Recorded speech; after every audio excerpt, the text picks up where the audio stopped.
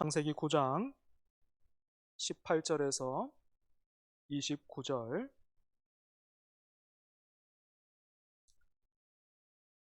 말씀으로 천지를 지으신 하나님이 오늘 또 우리에게 말씀하십니다. 믿음으로 사모함으로 잘 받는 저와 여러분 되기를 바랍니다. 제가 봉독하겠습니다.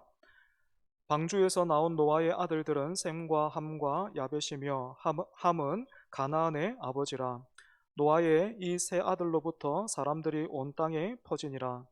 노아가 농사를 시작하여 포도나무를 심었더니 포도주를 마시고 취하여 그 장막 안에서 벌거벗은지라. 가나안의 아버지 함이 그의 아버지의 하체를 보고 밖으로 나가서 그의 두 형제에게 알림해 셈과 야벳이 옷을 가져다가 자기들의 어깨에 메고 뒷걸음쳐 들어가서 그들의 아버지의 하체를 덮었으며 그들이 얼굴을 돌이키고 그들의 아버지의 하체를 보지 아니하였더라. 노아가 술이 깨어 그의 작은 아들이 자기에게 행한 일을 알고 이에 이르되 가나안은 저주를 받아 그의 형제의 종들의 종이 되기를 원하노라 하고 또 이르되 셈의 하나님 여호와를 찬송하리로다. 가나안은 셈의 종이 되고 하나님이 야벳을 창대하게 하사 셈의 장막에 거하게 하시고 가나안은 그의 종이 되게 하시기를 원하노라 하였더라. 홍수 후에 노아가 350년을 살았고 그의 나이가 950세가 되어 죽었더라. 아멘. 두 주 만에 창세기 다시 보게 됩니다. 노아의 이야기가 오늘 본문으로 마무리되는데요. 읽으면서 느끼셨겠지만 분위기가 어떻습니까? 홍수에서 구원받은 노아와 가족들이 하나님의 은혜로 행복하게 잘 살았대요. 이렇게 마무리되고 있는 것이 아니고 마치 거목이 쓰러지면서 땅을 울리는 것과 같은 그런 충격을 주고 있습니다. 무슨 일이 있었는지 본문을 찬찬히 살펴보겠습니다. 18절에서 19절입니다. 방주에서 나온 노아의 아들들은 셈과 함과 야벳이며 함은 가나안의 아버지라. 노아의 이 세 아들로부터 사람들이 온 땅에 퍼지니라. 홍수 전에는 노아가 중심 인물이었다면 이제는 셈과 함과 야벳이라는 노아의 세 아들이 전면에 나오고 있습니다. 성경을 해석해온 역사를 돌이켜보면 한때는 이 세 아들을 두고 셈은 우리와 같은 황인종이고 또 야벳은 유럽인들이고 함은 흑인이다. 이렇게 해석하고 보는 그런 견해가 강했습니다. 이렇다 보니 우리가 조금 있다가 다루기는 하겠지만 함의 아들 가나안이 저주를 받아 형제의 종들의 종이 되기를 원한다라는 이 구절이 원래의 의도와는 다르게 인종차별이나 노예제도를 정당화시키는 그런 근거로도 사용되기도 했는데요. 분명한 것은 오늘 본문은 피부색이나 인종을 말하지 않는다라는 것입니다. 그렇다면 오늘 본문이 말하고 있는 주제는 무엇일까요? 세 가지로 한번 정리해 보겠습니다. 첫 번째는 사람은 누구나가 넘어진다라는 것입니다. 사람은 누구나 넘어진다. 20절에서 21절을 보면 노아가 농사를 시작했습니다. 포도나무를 심었고 포도주를 만들 수 있을 정도였으니까 농사가 잘 됐던 것 같아요. 아담이 죄를 범한 후에 하나님이 땅은 너로 말미암아 저주를 받고 너는 내 평생에 수고하여야 그 소산을 먹으리라 하셨던 그 말씀을 생각해 본다면 노아가 농사를 지어서 포도주를 만들 수 있을 만큼의 열매를 수확할 수 있었던 것은 틀림없이 하나님의 은혜요 복이라 할 수 있습니다. 뿐만 아니라 성경에서 포도주는 주로 기쁨과 풍요를 상징하기 때문에 노아는 하나님의 은혜로 만족스러운 날들을 보내고 있었습니다. 우리가 신앙 안에서 바라고 원하는 것이 바로 이런 삶이지요. 그죠?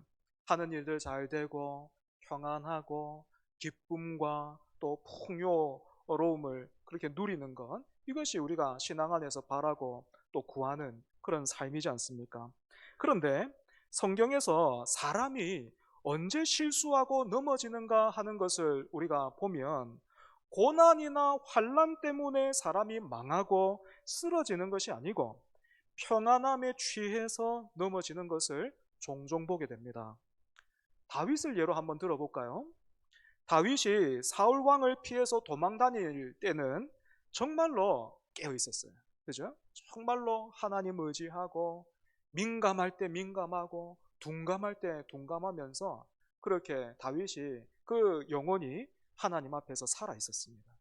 하지만 사울이 사라지고 주변 나라 중에서도 다윗과 힘을 겨루거나 위협할 존재가 사라지자 다윗이 추락하죠. 다윗에게 우리야라는 참 충성스러운 부하가 있었는데 이 부하의 아내 바세바, 다윗이 범하고 말잖아요. 마찬가지로 이 땅이 죄로 물들어갈 때 노아는 하나님의 은혜로 구별함을 받아서 당대의 의인이고 완전한 자다라는 그런 칭찬을 들었습니다. 그리고 하나님으로부터 방주를 지으라 라는 명령을 받고 근 그 100년에 가까운 그 시간을 방주 짓는 그 일에 순종을 했고, 홍수가 시작되고는 땅에서 물이 잦아들 때까지 방주 위에 난 창문을 통해서 하나님을 바라보면서 믿음으로 그 시간 인내하고 버텼어요. 그리고 여러분, 노아가 방주에서 나오자마자 제일 먼저 했던 일 무엇입니까? 하나님 앞에 제사 드렸잖아요. 하나님은 이런 노아와 가족들을 비롯한 모든 생명에게 생육하고 번성하여 땅에 충만하라 라는 그런 복을 주셨고 무지개 언약의 증인으로 삼으셨습니다. 이처럼 노아는요, 하나님이 어떤 분이신지 귀로, 눈으로, 온 몸으로 너무나 생생하게 경험했죠. 그런데 이런 사람도 넘어져요. 노아가 넘어집니다. 어느 날 노아는 포도주를 마시고 취해서 자기 장막 안에서 벌거벗었습니다. 왜 이런 일이 일어났을까요? 술에 취하기 전에 그가 먼저 평안함에 취해버렸기 때문입니다. 심판에서 구원을 받은 일이나 농사를 지은 열매로 평안함을 누릴 수 있었던 것은 분명히 하나님이 주신 은혜요 선물입니다. 문제는 그 평안을 감사와 예배 그리고 기도의 시간으로 삼느냐 아니면 자기 만족과 방심의 시간으로 만들어 가는가 하는 데 있는 것이죠. 은혜로 구원받았으면 여러분, 우리도 노아처럼 은혜로 구원받았는데 은혜로 구원받았으면 어떻게 살아야 됩니까? 더욱 은혜를 구하고 믿음을 구하면서 이 땅에서 하나님의 나라를 이루어 가라 하신 그 하나님의 뜻에 순종하고 충성하는 것이 마땅하죠. 하지만 평안에 길들여져서 넘어지고만 노아와 다윗을 보십시오. 여러분, 이게 두 사람만의 문제겠습니까? 결코 그렇지가 않아요. 노아나 다윗에게 있었던 연약함과 어리석음이 사실은 오늘 우리 안에 그대로 있습니다. 때문에 우리는 야고보서 5장 13절에 너희 중에 고난 당하는 자가 있느냐 그는 기도할 것이요 즐거워하는 자가 있느냐 그는 찬송할지니라 하신 이 말씀을 기억하면서 살다가 순풍이 불 때는 찬송하고 강풍이 일어날 때는 그 풍랑으로 인해서 주께로 더 가까이 가야 합니다. 그런데 지금 우리 모습을 가만히 들여다보면 교회가 점점 천국행 대합실로 바뀌고 있는 것 같아요. 나 같은 죄인 살리신 주 은혜 놀라와 라는 이 귀한 고백들, 그 안에서부터 터져 나오는 이런 고백들은 점점 말라가는 것 같고 예수 그리스도로 통해서 우리에게 약속된 그 영광과 은혜와 복도 한없이 쪼그라들어서 이제는 죽어서 가는 천국밖에는 남은 게 없는 것처럼 보입니다. 그래서 구원은 받았지만 하나님이 무엇을 위해서 우리를 구원하셨는지 그것은 다 놓쳐버리고 그저 모여 떠들면서 천국행 열차만 기다리고 있는 거죠. 저는 교회가 이런 대합실보다는요, 학교와 같으면 좋겠다, 이렇게 생각합니다. 학교요.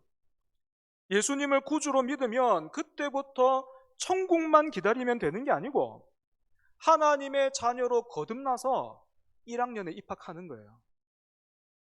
그런데 이 신앙의 학교, 영적인 학교는 우리가 알고 있는 학교와 다르죠.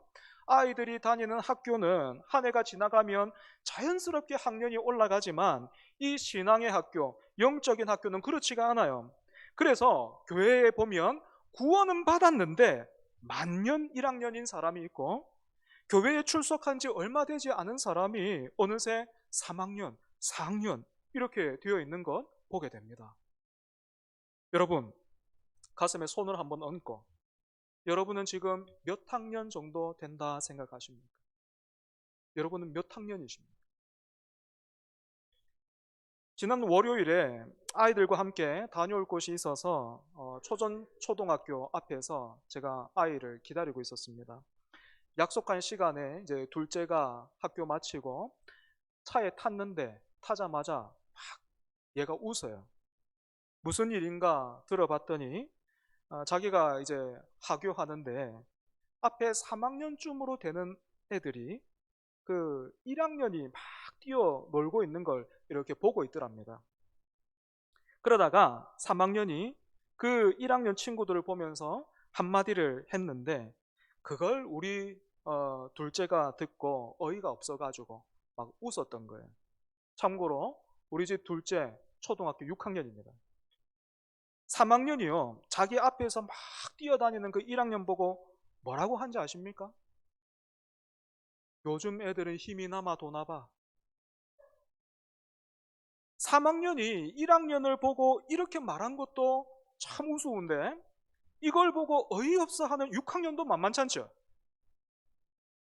혹시 제가 가슴에 손을 얹고 여러분들 몇 학년입니까? 물어봤는데 뭐 이렇게 막 이렇게 말은 안 해도 나는 6학년 정도 됩니다. 여러분 그렇게 생각하는 분들 계십니까? 교만할 거 하나 없어요. 6학년이면 이제 어떻게 해야 됩니까? 중학교 가야지. 그죠? 중학교 가야 됩니다. 중학생 정도 됩니까? 고등학교 가야죠. 고등학생 정도 되십니까? 대학교 갈 준비하십시오. 대학생 정도 됩니까? 이제 대학원 준비하십시오.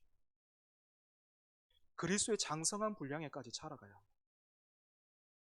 아래를 내려다보지 말고 그리스도의 장성한 분량에까지 자라라 하신 그 말씀 우리가 함께 기억하고 붙들면서 계속해서 자라고 성숙해 가시기 바랍니다.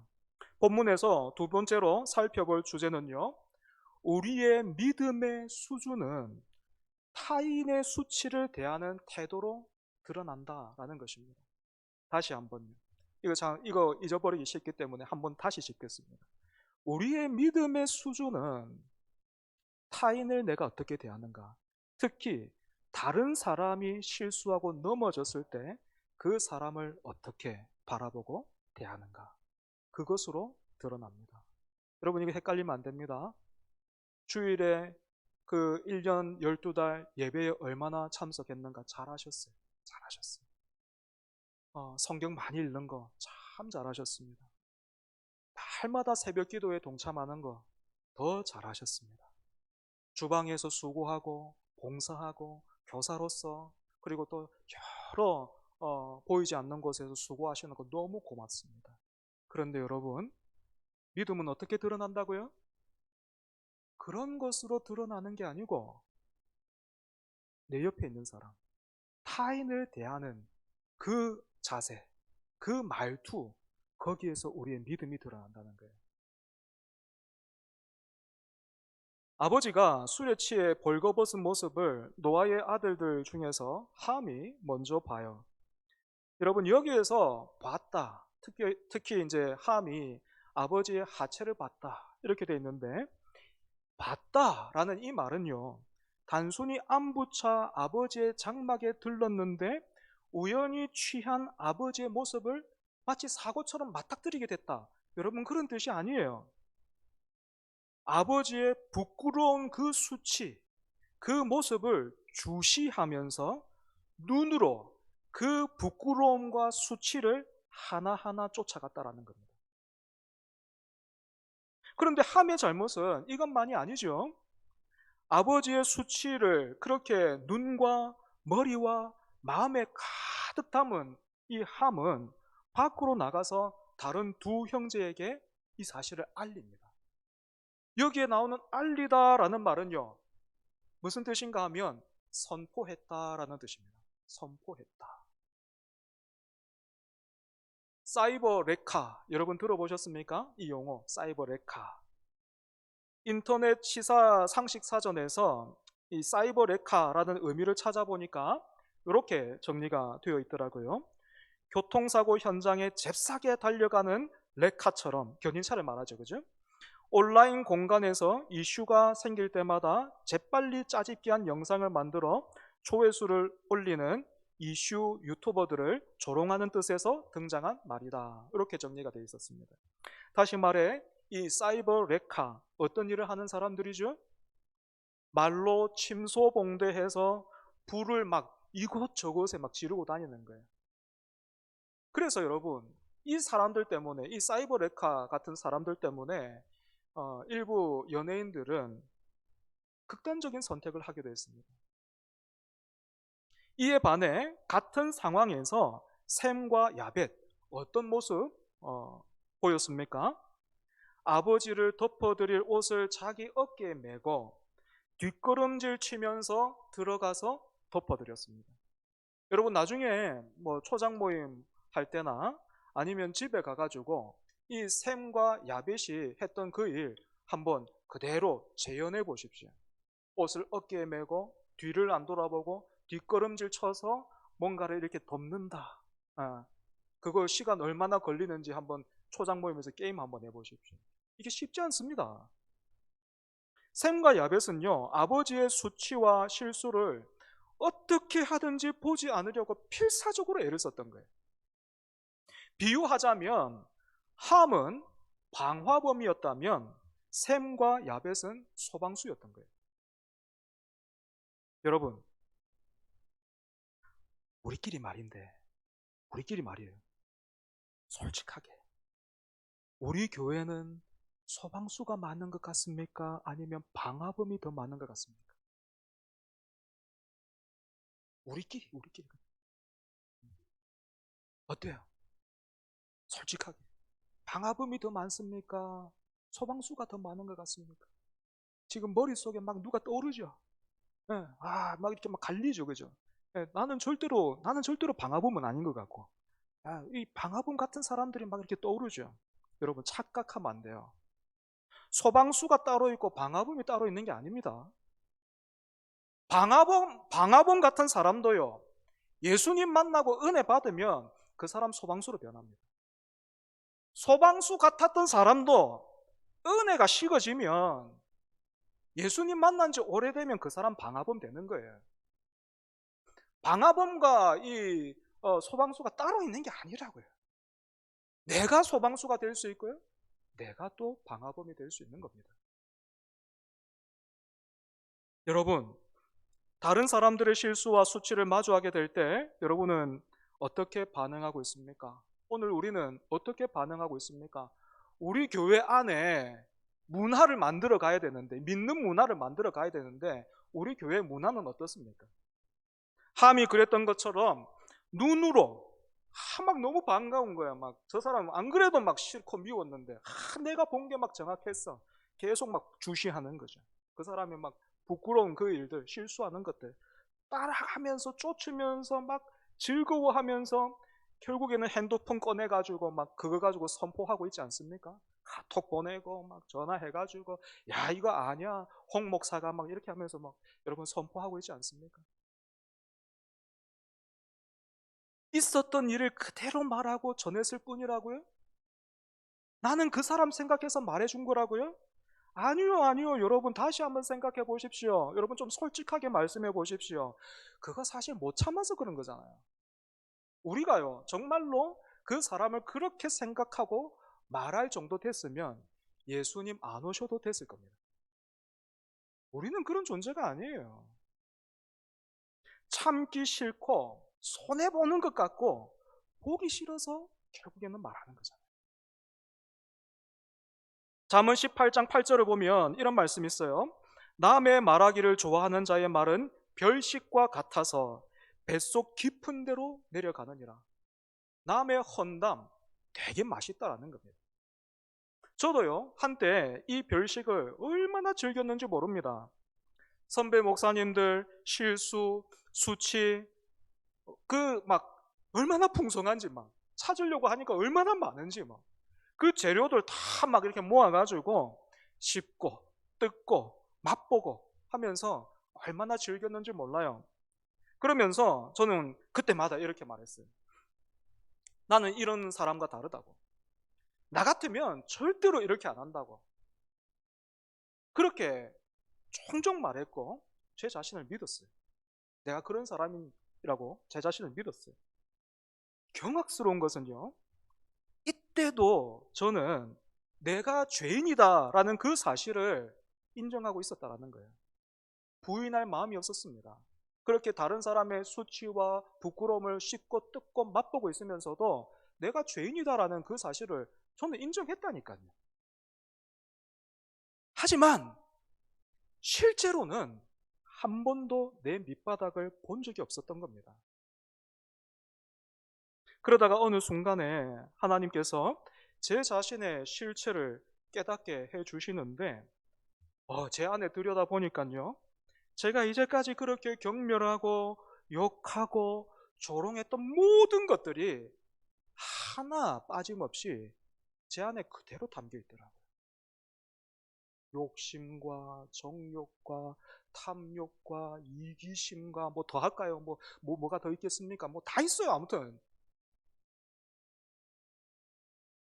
그때 비로소 저는 알게 됐습니다. 저렇게 넘어져서 수치와 부끄러움을 당하고 있는 저분들과 사실은 내가 다를 게 하나 없구나. 나는 단지 아직 저렇게 될 만한 기회나 상황을 만나지 못했을 뿐이다. 내가 그런 기회와 내가 저분과 같은 상황에 놓여 있었다면 나는 더 크게, 더 수치스럽게 그렇게 넘어질 수 있었던 그런 사람이라는 것을 제가 알게 됐습니다.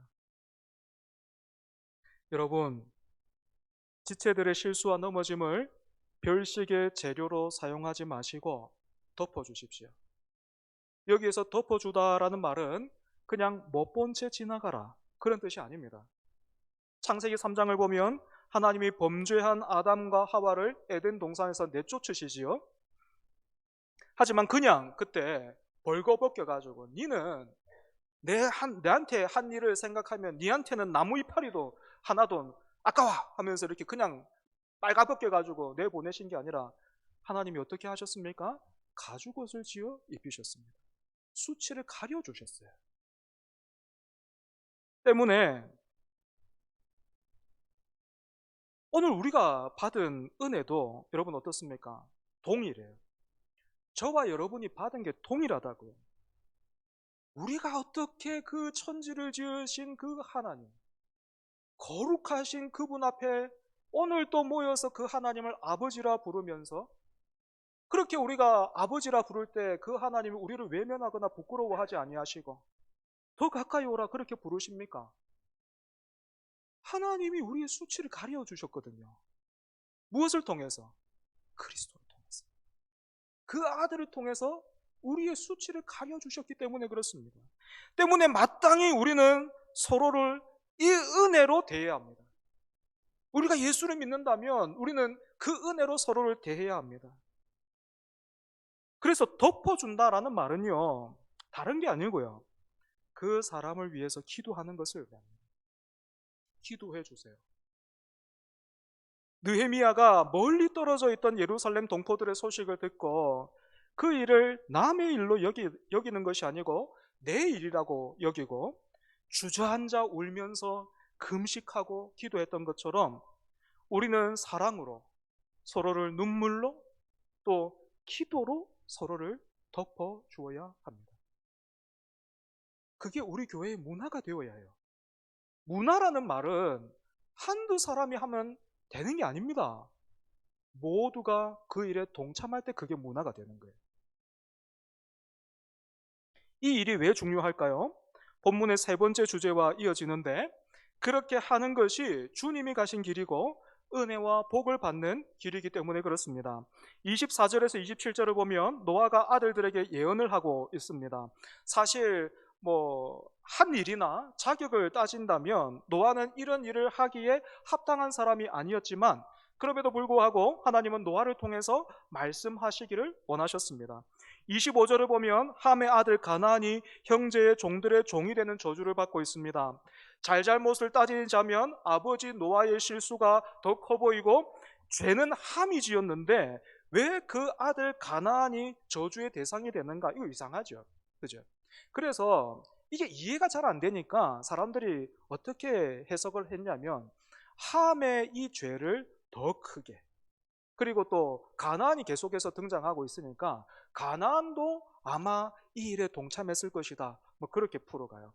그래서 어떤 주석서나 어떤 그런 책들을 보면 함이 그 노아의 그 아버지의 벌거벗은 모습을 보고 어떤 변태적인 그런 행위를 했을 것이다, 이렇게 말하는 책도 있고, 아니면 그 하체를 그 노아의 하체라고 보지 않고 어머니의 하체라고 봐서 아마도 어쩌면 함이 그 근친상간의 죄를 범하지 않았을까, 그렇게 계속해서 부풀려요. 왜? 이게 이해가 안 되니까. 먼저 여러분, 노아의 이 저주는 개인 감정에서 나온 게 아닙니다.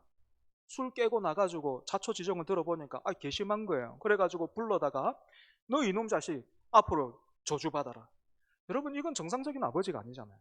그죠? 정상적인 관계가 아니죠. 그죠? 개인의 감정에서 나온 게 아닙니다. 노아 시대를 생각해봐요. 성경도 없습니다. 제사장도 없고요. 선지자도 없어요. 그 시절에 노아는 하나님의 말씀을 전하는 통로로 쓰임받았습니다.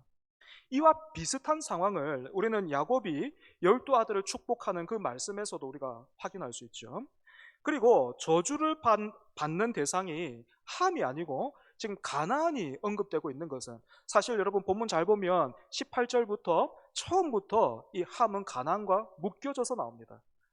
가나안과 계속 같이 나와요. 이렇게 가나안이 언급되고 있는 것은 창세기 말씀을 모세로부터 받았던 이스라엘 백성들이 가나안 땅을 향해 가고 있었잖아요. 그죠? 그래서 그 땅에 들어가서 그 땅의 사람들과 싸우고 그 땅을 차지해야 할 하나님의 명령을 받았는데, 왜 그렇게 가나안 땅이 하나님으로부터 심판을 받게 되는가? 왜 그들과 싸워야 하는가? 그 이유, 그 일들을 이런 이야기들을 통해서 지금 보고 듣고 있는 것입니다. 그런데 여기에서 주의해야 할 게 한 가지 있습니다. 가나안을 향한 이 저주는 하나님이 가나안이 앞으로 어떤 길을 걷게 될지, 또 그 죄가 어떤 심판에 이를지를 먼저 드러내신 것이지, 그냥 말씀으로 드러내신 것이지, 무고한 사람에게 죄를 주입해가지고 죄인으로 만든 것이 아니다라는 그 사실입니다. 형제를 죽였던 가인에게 자기가 입은 작은 상처로 인해서, 손해로 인해서 사람을 죽이고, 또 그 일을 막 부끄럽게 여기고 두려워하는 것이 아니고 그 일을 막 두 아내에게 알리면서 내가 이런 일을 했다, 그러니까 제대로 해 하면서 협박했던 라멕이 등장했던 것처럼, 함과 같이 상대의 실수와 수치를 즐기고 선포하는 자들은 그것으로 별식으로 삼는, 하나님의 말씀이 아니라 그것을 별식으로 삼아 사는 자들은 이런 저주의 길을 걷게 될 것이다 라고 말씀하신 겁니다. 그에 반해 아버지의 수치를 가렸던 셈과 야벳은 복을 받지요. 특별히 셈을 향한 예언을 보면 셈아 니는 기특하다, 복을 많이 받아라, 이렇게 되어 있지가 않고 셈의 하나님 여호와를 찬송하리로다, 이렇게 말하고 있습니다. 여러분, 여기에서도 이 선언이 예언이다라는 이 사실을 기억하는 것이 중요한데요. 셈이 받을 복은 하나님이, 셈의 하나님이 되신다라는 이런 뜻입니다. 이 말은 아버지 노아는 넘어지고 실패했지만 하나님이 셈을 통해서 구원 역사를 계속해서 펼쳐 나가실 것이다 라는 그런 뜻입니다. 이 예언이 그대로 이루어져서 예수님이 이 셈의 계보를 통해서 오시는 것이죠. 그리고 야벳이 받은 복도 다른 것이 아니라 셈의 장막에 거하는 거예요.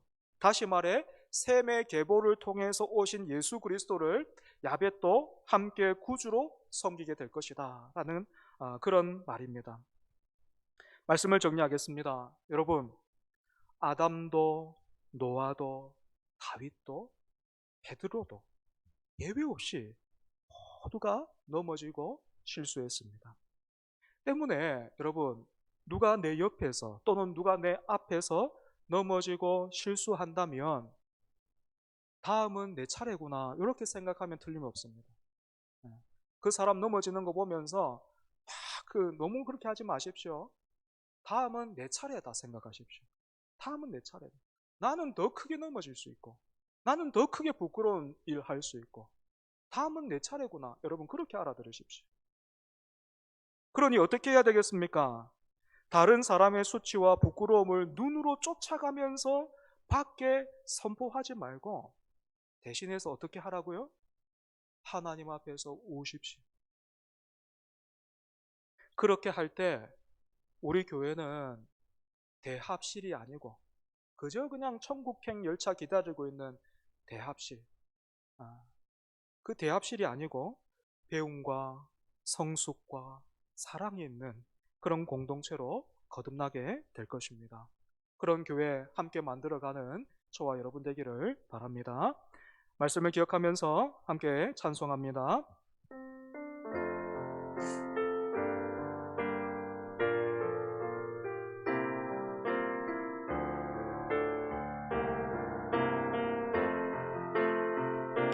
진정한 예배가 숨쉬는 교회, 주님이 주인 되시는 교회, 믿음의 기도가 쌓이는 교회, 최고의 찬양을 드리는 교회, 말씀이 살아 움직이는 교회, 성도의 사랑이 넘치는 교회, 섬김과 헌신이 기쁨이 되어 열매 맺는 아름다운, 우리 처음부터 진정한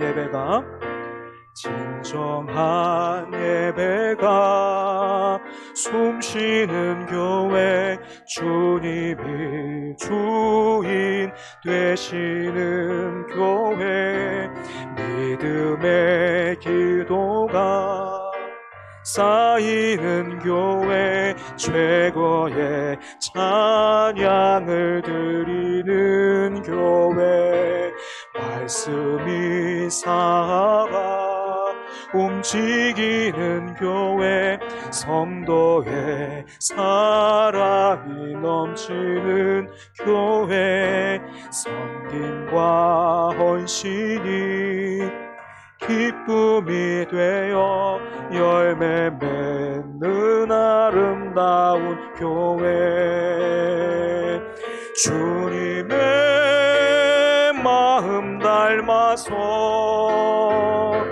이웃을 사랑하는 교회, 주님의 영광을 위해서 빛 되신 주님 전하는 교회, 사랑의 불꽃이 활짝 피어나 날마다 사랑에 빠지는 교회, 주께서 사랑하는 우리 교회가 이런 교회 되게 하소서. 이 시간 함께 기도하겠습니다. 여러분, 이런 교회 누가 만들어 갈 수 있습니까? 목사 한 사람이 만들 수 있을까요? 장로님이나 권사님들이나 집사님들이나 누가 만들 수 있습니까? 아니요. 우리 한 사람 한 사람이 말씀에 반응할 때 가능하겠죠, 그죠? 여러분, 우리가 노래한 교회, 이런 문화를 만들어 가는 교회 되게 하옵소서. 은혜를 받았으나 은혜를 따라 살지 않고 은혜를 힘입어 살아가기보다는 넘어지고 실수하는 우리들인데, 우리의 실수와 수치를 예수 그리스도의 보혈로 가려주시니 감사합니다. 우리가 1만 달란트 탕감을 받았으니 받은 은혜로 100데나리온 빚진 자들을 넉넉하게 대하게 해주시고 연약한 지체들을 위해 눈물로 기도하는 우리 되게 해달라고 이 시간 함께 기도하겠습니다.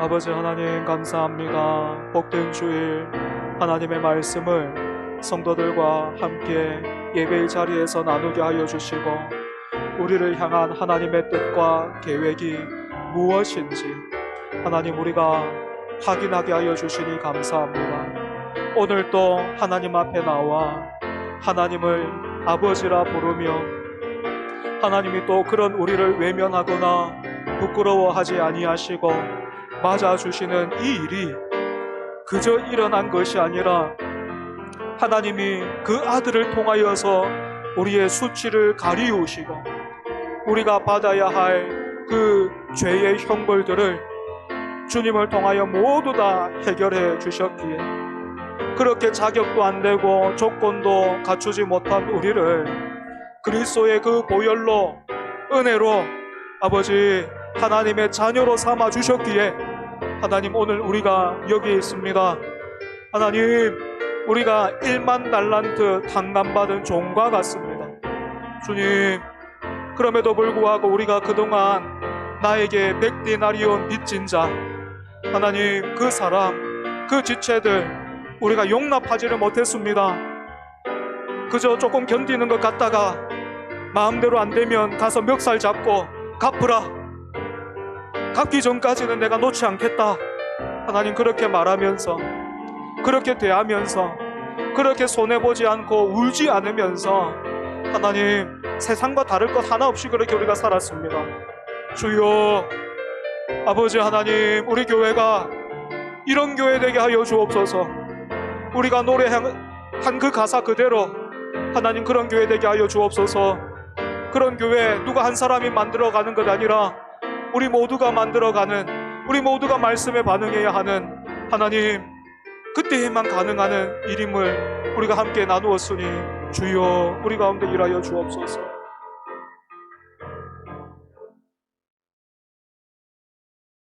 아담도 노아도 다윗도 베드로도 실수하고 넘어졌습니다. 사람에게는 답이 없습니다. 그럼에도 불구하고 하나님은 이런 사람의 수치와 부끄러움을 덮어주시기를 원하셔서 셈을 통하여 구원의 약속을 이어 가십니다. 도대체 사람이 무엇이길래 주께서 이리 생각하시고 권고하십니까? 우리가 이 은혜로 오늘 또 예배의 자리에서 하나님을 아버지라 부르며 하나님이 이런 우리를 부끄러워하지 않으시고 대해 주시니 은혜와 사랑에 감사합니다. 넘어져도 이 은혜로 다시 일어서고 실수한 지체들도 이 은혜로 덮어주며 기다리고 격려하는 우리 되게 하여 주옵소서. 예수님 이름으로 기도합니다. 아멘.